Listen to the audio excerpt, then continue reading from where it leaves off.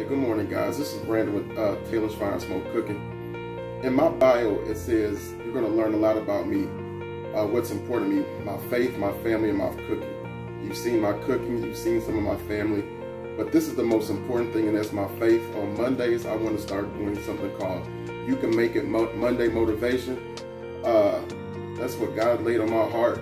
He is the most important thing in my life, and I pray that the motivation can help you along your YouTube journey or just in your regular everyday life.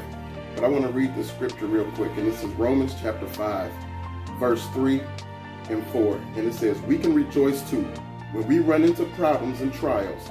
We know that they help us develop endurance, and endurance develops strength and character strengthens our confident hope of salvation.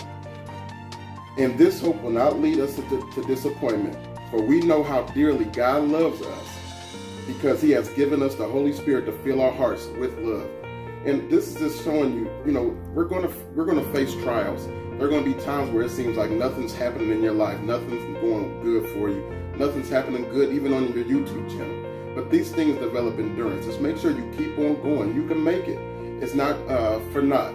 God has given you the strength to keep going on, but you have to keep him first.